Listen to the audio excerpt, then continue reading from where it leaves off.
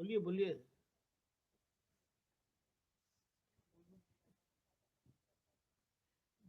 बड़े दादा के साथ बहुत समय बिताया। जब मेरे हस्बैंड शिपिंग कॉरपोरेशन में थे तो हर सैटरडे खेतसी भाई के यहाँ छोड़ के जाते थे मुझे मेरे हस्बैंड। अच्छा, वेरी गुड। और उन दिनों सिर्फ एस ऑफिस जाके उनको हाजिरी भर के 2 बजे फ्री हो जाते थे, मुझे लेने आते थे और अपनी माँ से कह दिया था कि मैं इसको हर सैटरडे ले जाऊंगा। माँ को होता था कि सुबह में कोई चला जाता है क्या, काम नहीं है क्या। बोले दिन बाकी दिन सब जो भी करना है करेगी, आगे आ सारा जाइए। टाइम करेगी लेकिन सैटरडे सैटरडे मैं इसको लेके जाऊंगा।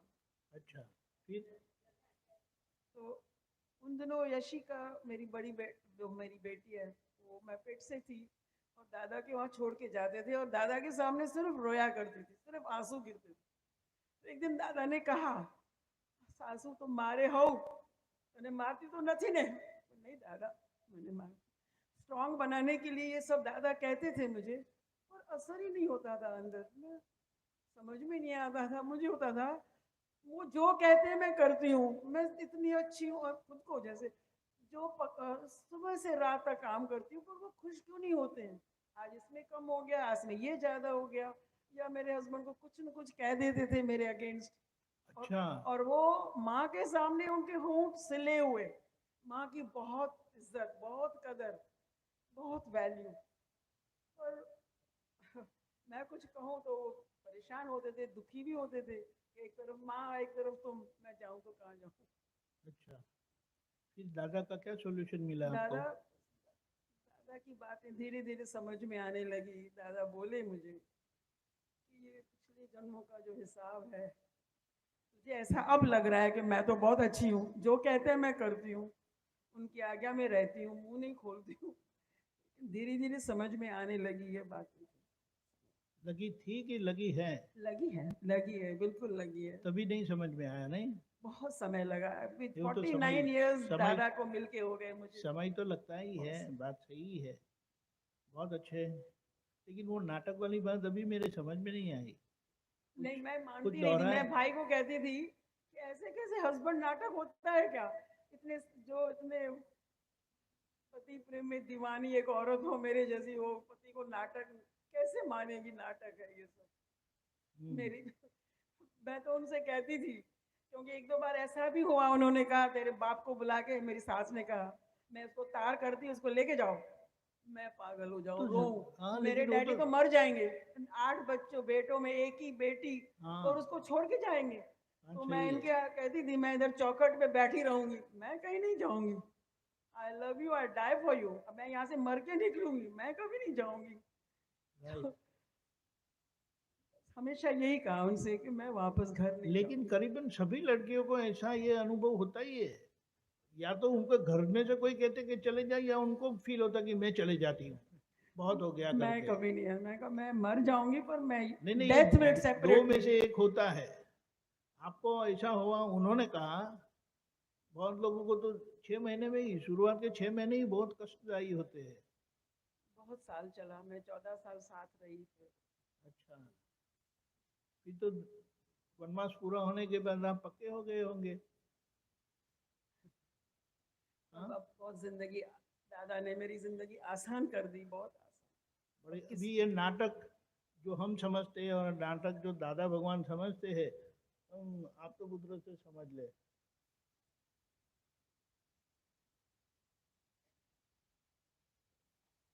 बिहारी आनंद जी से पूछ, प्रकाश ये कि दादा भगवान ने किसको नाटक कहा। हम बोले वो सारे दिन नाटक करते थे, और हमको तो वो सब सही लगता था। और हम जो नाटक मानते थे वो तो कुछ और ही है। और ये नाटक करते भी है, करवाते भी है, वो भी हमें सब समझ में आ जाएगा। जय सच्चिदानंद। परेशानंद जी ने जो बात कही है उससे आगे ले जाने के लिए आपके पास माइक रखो। क्या नाम है आपका? वो नाटक का बोलना नहीं। वो बाद में आएंगे। नहीं, वो बेन है बेल। वो 14 साल गुजारे उन्होंने नाटक करते करते। पहले नए है उसका कुछ करें ना। फिर गाड़ी कहीं और चली जाएगी।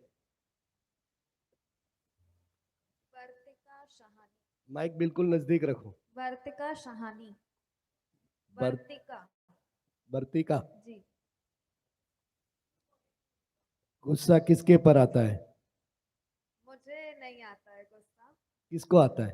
अगर किसी को भी आता है, मेरा जनरल क्वेश्चन था, मुझे जब गुस्सा आता है मैं सिर्फ शांत हो जाती हूँ। तो दूसरे के लिए पूछ रही है, जी। आपको बिल्कुल नहीं आता है? मुझे बिल्कुल आता है गुस्सा, तो ह्यूमन नेचर है, पर मैं शांत हो जाती हूँ। मुझे आगे वाले को भी यही समझ देना है कि वो भी शांत हो जाए, क्योंकि बराबर। जब शांत हो जाते हैं मेरे हिसाब से, अपने दिमाग से में जब सवाल उठते हैं तो अपने आप क्वेश्चन भी आ जाता है, आंसर भी आ जाता है उनका कि क्या सही है क्या गलत। पर किसी और को अगर आता है तो मैं वो समझना चाहती थी कि उनको कैसे शांत कराया जाए। उसको कैसे शांत कराए? जी। और आपको आता है तो मैं शांत ही रहती बिल्कुल हूँ, शांत है। बिल्कुल शांत। गुस्सा क्यों आता है वो पता है? गुस्सा आने का कारण क्या है? बहुत सारी बातें होती हैं जो ट्रिगर करती हैं, कोई एक रीजन नहीं है। तो कि बहुत सारे कारण की वजह से गुस्सा आता है। जी। हम जो कराना चाहते हैं वो नहीं करता है तो गुस्सा आता है। जी। दूसरे की गलती दिखाई देती है तो भी गुस्सा आता है। जी। बराबर। बराबर। ये दो मुख्य कारण हैं। लेकिन हमको दूसरे की गलती दिखाई देती है। मान लो कि आप हम लोग आपके घर पे आए और आप ट्रे में पानी का ग्लास लेकर आती हो और पैर फिसल जाता है और सब ग्लास फूट जाते हैं। बराबर। तो क्या होगा? बुरा लगेगा। हाँ, किसको? मुझे मुझे बुरा लगेगा। क्यों? कि कांच टूट गए, ग्लास फूट गए। जी। लेकिन आपने जानबूझकर तो तोड़ा नहीं है ना? नहीं। जानबूझकर आपने तोड़ा नहीं है। नहीं। किसी के कहने से भी नहीं तोड़ा है। नहीं। तो ग्लास क्यों फूट गए? आपको ऐसा लगता है कि मैंने ग्लास फोड़ दिया। आपकी समझ वो गलत है, इसकी वजह से आपको दुख होता है। मान लो कि ये सास तो अच्छी है, अगर दूसरी कोई सास हुए और सब ग्लास फूट जाए तो क्या हुए? वो क्या करेगी?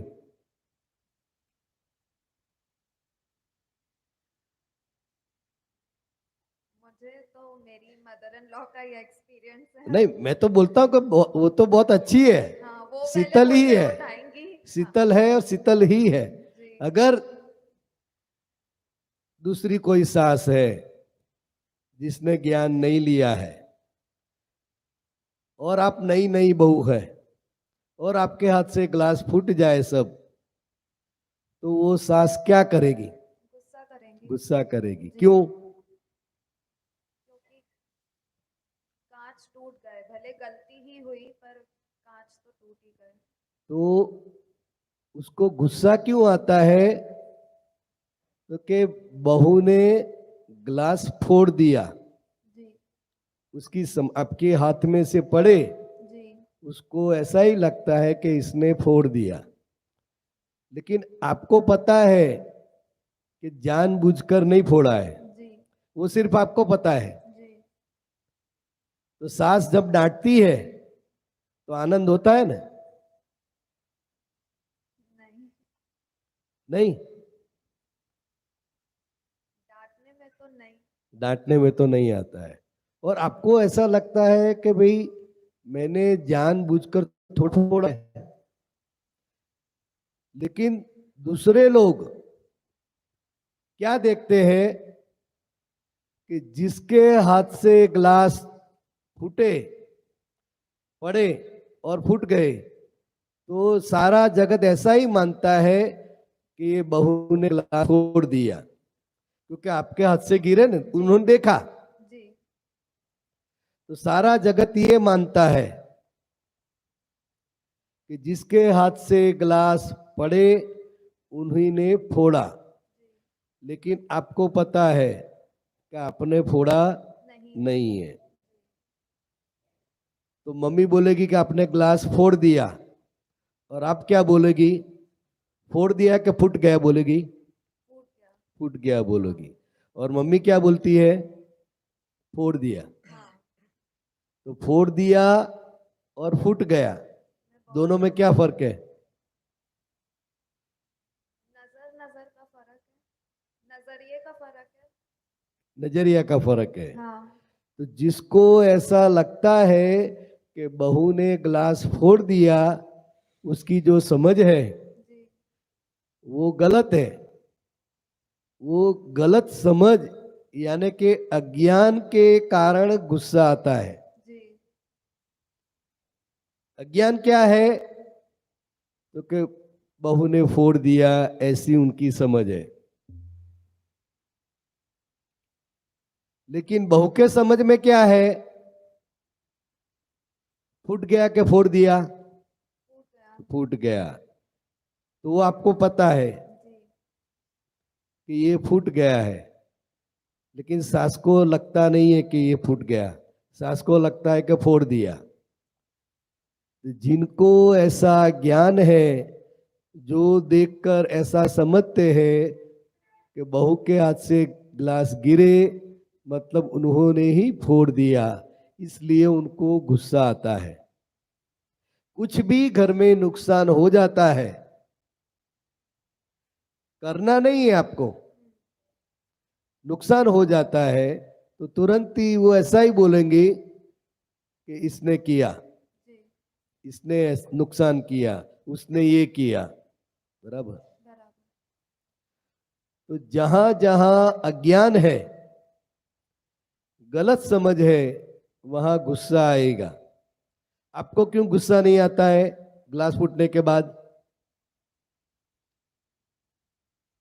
मुझसे तो गलती से फूट गया। नुकसान हुआ है वो आपको पता है, जी इसलिए आप भी नाचोगी नहीं। जी लेकिन कैसे? सदमा लगेगा ना जी कि ये ग्लास क्यों फूट गए, जी तो आप भी दुखी है। जी और जगत के लोग भी ऐसे ही मानते हैं कि मेरे हाथ से ग्लास गिरा छूटे मतलब मेरी यानी कि मैंने ही फोड़ दिया। जी लेकिन जब उसको पूछते हैं कि आपने फोड़ा कि फूट गया? फूट गया। फूट गया। तो वो सभी को समझ में आता है। जी इसलिए दादा भगवान ने बताया भाषा पूर्ण है। क्या है? भाषा जो हम बोलते हैं वो भाषा पूर्ण है, लेकिन समझ अधूरी है। वो आपको सास को भी पूछेगी कि ये फूट गया कि फोड़ दिया, तो वो भी बोलेगी। लेकिन ये सारा जो जगत है वो आंखों से जो दिखाई देता है उसी को ही 100% सत्य मानता है। सही बात है। जी तो जो दिखाई देता है वो करेक्ट है, जी लेकिन 100% करेक्ट नहीं है। जब सास बोलती है कि आपने ग्लास फोड़ दिया, नुकसान किया, तो वो आपको स्वीकार करना पड़ेगा मन से। क्योंकि व्यवहार में तो सारे लोग ऐसे ही बोलेंगे। आपके हाथ से गिर गए तो सभी लोग यही बोलेंगे इसने फोड़ दिया, इसने फोड़ दिया, इसने फोड़ दिया। बराबर। लेकिन आपको समझना है वैज्ञान दृष्टि से कि मुझे ग्लास फोड़ने की बिल्कुल इच्छा नहीं थी, मैं ग्लास फोड़ना चाहती भी नहीं थी, लेकिन आज कुदरत ने आपको निमित्त बनाया, नुकसान में निमित्त बनाया। फायदे में भी निमित्त बनाती है कुदरत, और नुकसान में भी निमित्त बनाती है। तो आपके हाथ से नुकसान हुआ तो घर के जितने भी वडील है वो लोग कहेंगे, जितने भी आएंगे वो कहेंगे कि बराबर संभाल के काम कर, ऐसा नहीं चलेगा। जो भी आएगा सलाह देंगे ना, तो सलाह आपको अच्छी लगती है? नहीं। बिल्कुल अच्छी नहीं लगती है, लेकिन सुननी तो पड़ती है ना। जी। अंदर तो बहुत कुछ होता है, लेकिन वो सुननी पड़ती है। क्यों? क्योंकि ये जो आपको देह मिला है वो पाप और पुण्य का बैलेंस है। जी। क्या है? बैलेंस। ये देह के निमित्त से आपको पाप भी भुगतना है और पुण्य भी भुगतना है। जी। तो पाप का फल आपको दुख आएगा और पुण्य का फल आपको सुख आएगा।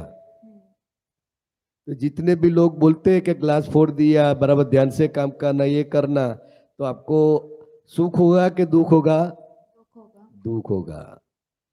तो ये ग्लास के निमित्त से आपको दुख भुगतना पड़ता है।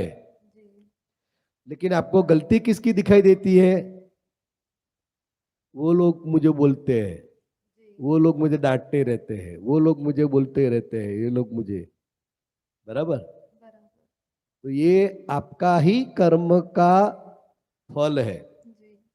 कर्म का फल तो मानती हो ना आप? जी बिल्कुल। तो हर एक समय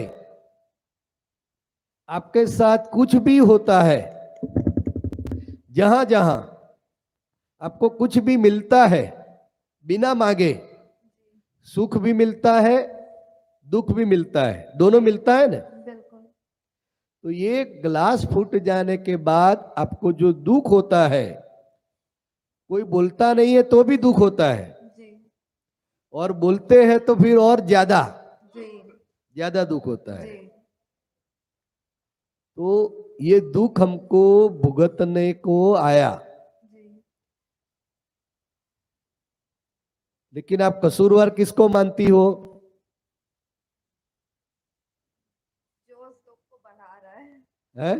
जो उस दुख को बढ़ा रहा है बोल जो के। दुख को बढ़ा रहे हैं, जो बोलते हैं, डांटते हैं, जी। सलाह देते हैं, जी। तो उसका आपको गलती दिखाई देगी। लेकिन खुद की गलती देखने की है। जी। तो खुद की गलती है वो कैसे पता चलता है? तो क्या अभी मैं दुख भुगत रही हूं, दुख भुगत रही हूं मतलब कि ये मेरी गलती का फल है। जी। और सुख भी आता है हम्म। जब हस्बैंड आपको अच्छा मोबाइल देके दे देवे, तो सुख होता है कि दुख होता है? सुख होता है। सुख होता है। तो मोबाइल दिया इसकी वजह सुख हुआ, जी।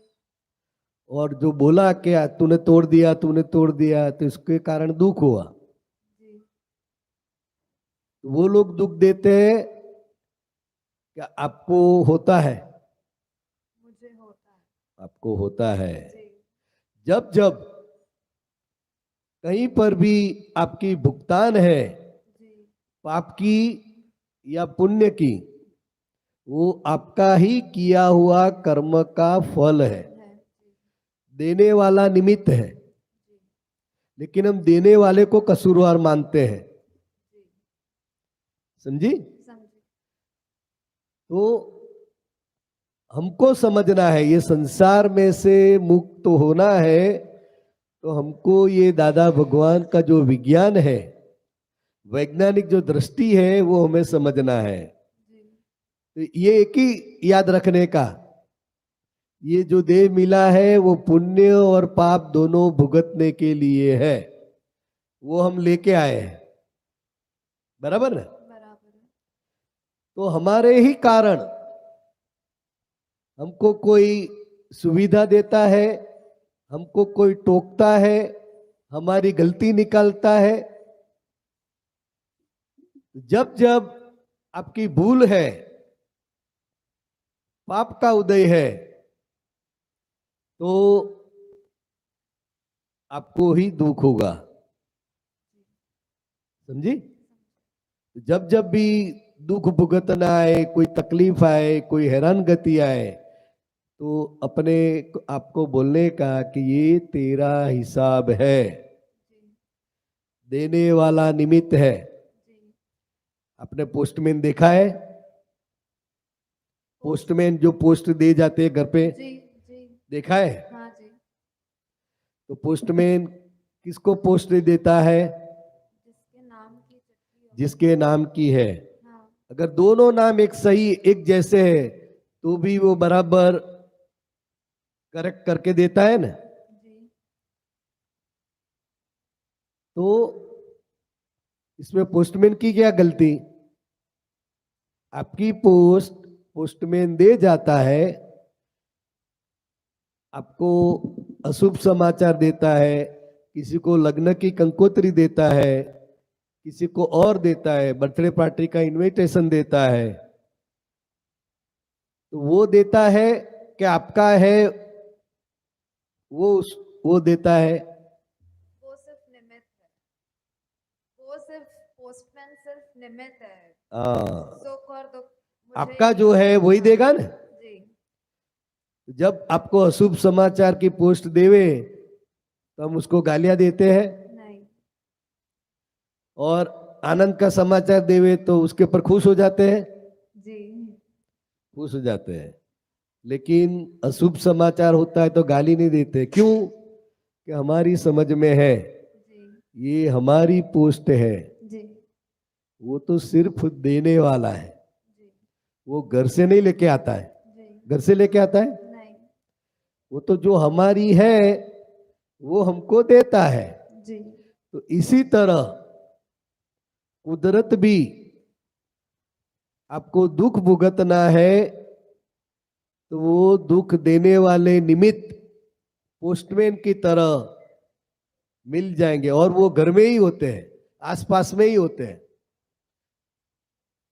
सबसे ज्यादा व्यवहार घर में ही होता है ना। जी कुछ भी लेन देन होती है वो घर में ही होते है, रिश्तेदारों के साथ ही होती है। तो कुदरत ने जिनका जिनका हिसाब है, जिनकी जिनकी लेती देती बाकी है, उन सभी को एक घर में कुदरत ने इकट्ठा कर दिया है। आपको पसंद हो या ना भी हो, लेकिन कुदरत ने इकट्ठा कर दिया है। जी किसने किया है? कुदरत ने किया है। जी हमने तो हस्बैंड को ही पसंद किया है ना, जी तो सास ससुर तो वैसे ही मिल जाते हैं जी। कि सास ससुर को पसंद किया था।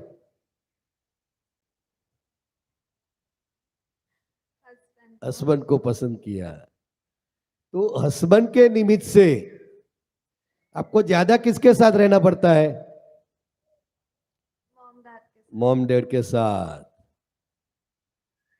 तो कुदरत क्या करती है? आपको जो आपका है वो देती है, जी लेकिन साथ साथ जी जिसके हिसाब है, जिसके साथ हिसाब है, उसको साथ रहना पड़ता है। जी। 24 घंटे में से हस्बैंड के साथ कितना घंटा रहती है? 8 घंटे हाँ, और मॉम डैड के साथ बाकी का समय। तो किसके साथ हिसाब ज्यादा है? मॉम डैड अच्छा हिसाब है बिल्कुल अच्छा तो है सब। अच्छा हाँ, आपको सुख मिलेगा उसके निमित्त से। जी वो डांटेंगे नहीं, बोलेंगे नहीं, और सत्संग के लिए भी आपको छुट्टी देंगे। सत्संग में जाने की तू बात करेगी तो वो बहुत राजी हो जाएंगे। जी तो वो सत्संग के निमित्त से आपको सुख मिलता है। जी लेकिन जब भी कुछ भी होता है, जैसे कि ये कमला बहन है, बराबर, कमला बहन, तो आपके साथ जो व्यवहार हुआ तो आपको दुख चाहिए था कमला बहन? वाह, पद्मा बहन, सॉरी। आपको दुख मिला कि किसी ने दिया?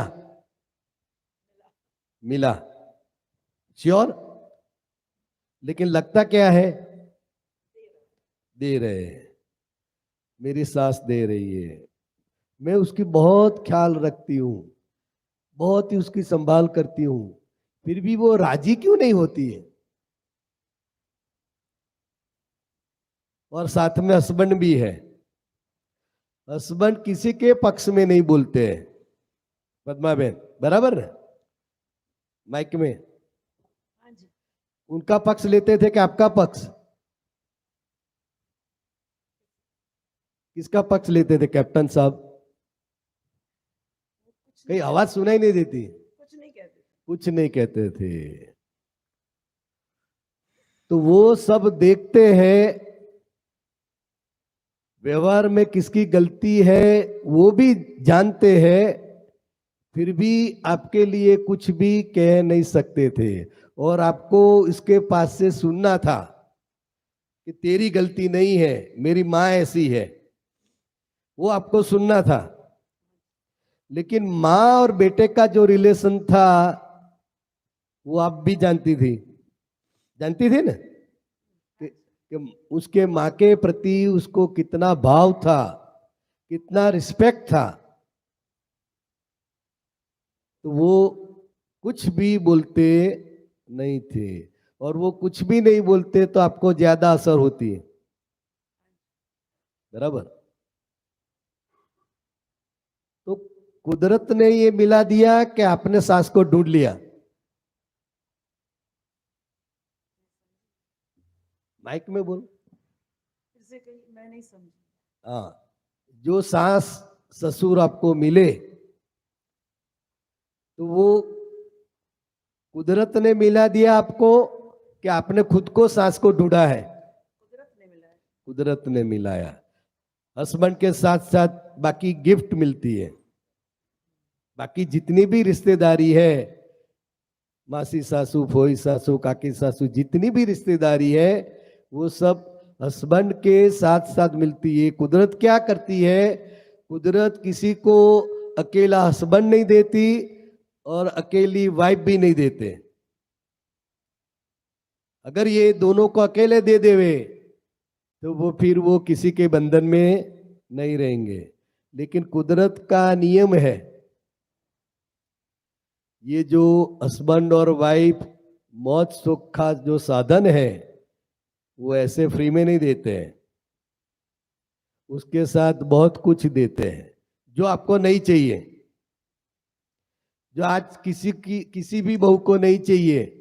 ऐसे सास ससुर ये सब सब देते हैं ना। कि आपने मांगा था कि नहीं मेरे हस्बैंड के साथ मुझे सास ससुर चाहिए ही, आपने बोला था? पद्मा बहन आपने बोला था? हाँ, मैंने मांगा था। क्या? प्यार वाले लोग मिले बस। प्यार वाले लोग मिले, हाँ जी। लेकिन मिला क्या? प्यार। तो कि जो हमारा था, इंसाफ था। जो हमारा था वही हमको मिलता है। हाँ जी। कोई इंसान दुख मांगता नहीं है, किसी को भी दुख पसंद नहीं है, सबको सुख ही चाहिए, सबको सुख ही चाहिए ना। हाँ जी। लेकिन मिलता क्या है? तो कि जो हमारा हिसाब होता है वही हमको मिलता है।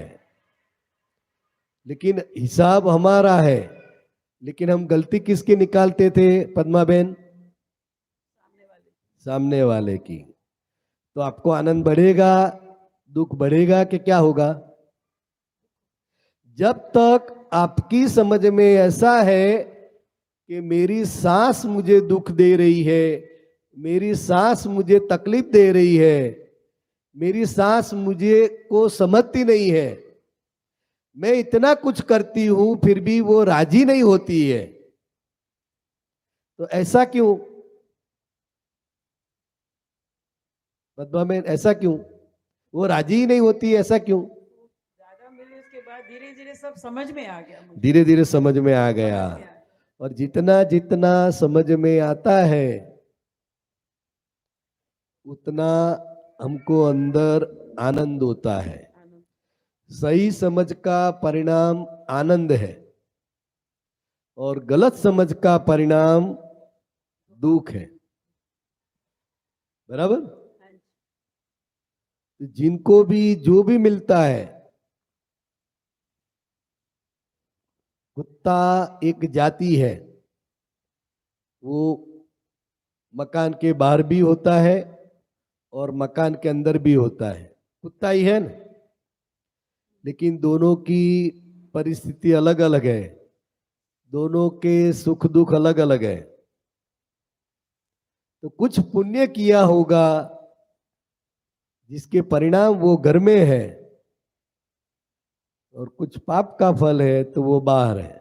बाहर वाला अगर घर में आने का ट्राई करेगा तो क्या करेंगे लोग? बाहर निकाल देंगे। और घर वाला बाहर निकलने के लिए ट्राई करेगा तो अंदर पकड़ के रखे। उसको भी खींच के रखेंगे। समझे? हाँ जी। दोनों हिसाब है, दोनों हिसाब है। तो ये जगत में हिसाब के अलावा कुछ नहीं है। इसलिए दादा भगवान ने बताया कि आपको मांगे बिना जो कुछ भी मिलता है वो आपका हिसाब है। आप सुख मांगोगी तो सुख नहीं मिलेगा, आप दुख नहीं चाहती हो तो भी दुख आएगा। तो हमारी मर्जी से सुख दुख आता जाता नहीं है, पर हिसाब के अधीन। नहीं तो ये हमारा कर्म का भोगवटा पूरा कब होगा? कोई दुख चाहता ही नहीं है, किसी को दुख चाहिए ही नहीं, तो उसका जो पाप का बैलेंस है वो कब खत्म होगा? सुख सबको चाहिए, किसी भी प्रकार का सुख है वो सबको चाहिए। और कोई सुख देता है वहां प्रश्न नहीं होता है कि मुझे क्यों दिया मोबाइल। लेकिन कोई अपमान करता है तब प्रश्न आता है कि मेरे साथ ऐसा व्यवहार क्यों कर रहे हैं, मेरा अपमान क्यों कर रहे हैं। जो आपका है वही आपको मिल रहा है, निमित्त नजदीक वाला होता है, तभी दुख ज्यादा होता है। आपको ऐसा लगेगा कि मेरा हस्बैंड मुझे नहीं समझ रहा है, मेरी सास जो है वो मुझे नहीं समझ रही है, तो आपको ऐसा दिखाई देगा, ऐसी समझ है, इसकी वजह से आपको दुख ज्यादा होगा। लेकिन ये दादा भगवान का जो विज्ञान है, वो विज्ञान एक ही सेंटेंस में आज आपको देता हूं। जहां जहां पर भी न चाहते हुए भी हमको दुख मिलता है, तकलीफ मिलती है, कुछ भी अड़चन आती है, तो वो हमारा ही कर्म का फल है। लेकिन आज तक हमने देने वालों को कसूरवार माना। जब तक देने वाला कसूरवार दिखाई देता है वहां तक जीवन में शांति नहीं होती है। और जीवन को, जिसको जीवन में शांति चाहिए, मन का समाधान चाहिए, उसको ये दादा भगवान का ये जो सेंटेंस है, जो भुगतता है उसकी भूल है। अभी दुख कौन भुगत रहा है? तो जो दुख भुगत रहा है उसकी गलती है। सारे संसार के लोग दुख देने वाले को कसूरवार मानते हैं। आपके आसपास जो है, आपकी मम्मी है, पियर में है, अड़ोस पड़ोस वाले हैं, तो सारे जगत के लोग जो दुख देता है उसको कसूरवार मानता है। लेकिन ये ज्ञान सही नहीं है। अगर वो ज्ञान सही होता तो हमको आनंद होना चाहिए, हमको समाधान होना चाहिए। लेकिन वो ज्ञान सही नहीं है, जगत की दृष्टि से सही है, लेकिन भगवान की जो दृष्टि है, जितने भी भगवान हुए वो खुद की गलती देखकर भगवान हुए हैं। कुछ भी उनके साथ हुआ तो उन्होंने अपनी ही गलती देखी कि मुझे ऐसा क्यों मिला, मेरे साथ ऐसा क्यों हुआ, तो कि कुछ भुगतना बाकी है, पाप का बैलेंस है। तो इसकी वजह से किसी न किसी निमित्त से दुख मिलता है। आदमी अपनी मर्जी से दुखी होता है। कोई भी इंसान, कोई भी जीव, किसी को भी दुख पसंद है, लेकिन दुख हर एक के जीवन में आता है। सुख भी आता है, सुख में कोई भी प्रश्न नहीं है, और दुख में लाखों प्रश्न है, और वो प्रश्न हमको सोने नहीं देता है। समझी? तो ये हमको तकलीफ हो रही है, मतलब हमारी कुछ गलती। ये गलती जो है आपको दिखाई दे, समझ में आए या ना आए, लेकिन हैरान होती है वो तो आपको पता चलता है ना। तो अभी हैरान हो रही है तो वो आपको दिखाई देता है, दिखाई देता है ना। तू हैरान हो रही है, तुझको दुख हो रहा है, वो आपको दिखाई देता है, आपको अनुभव में आता है। लेकिन कुछ भी हमारे पास आता है तो कोई ना कोई कारण होता है। कारण के बिना कोई भी कार्य नहीं होता है। कारण हमको दिखाई नहीं देता है, लेकिन जिस कारण के कारण व्यक्ति हमको परेशान कर रही है वो व्यक्ति दिखाई देती है। लेकिन जो व्यक्ति है वो इंस्ट्रूमेंट है, टपाली है। क्या है? पोस्टमैन है। लेकिन हम पोस्टमैन को ही गालियां देते हैं।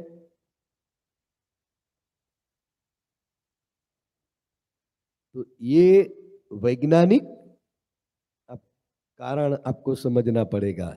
ये दादा भगवान ने बहुत बड़ा उपकार किया है। इसके अंदर सारा कर्म का सिद्धांत आ गया है, कुछ भी बाकी नहीं है। सिर्फ इतना छोटा सा सेंटेंस है, जो भुगतता है उसकी भूल है, जो दुखी हो रहा है वो गुनहगार है भगवान की भाषा में। और जगत की भाषा में क्या है? माइक दो पद्मा बहन उसको।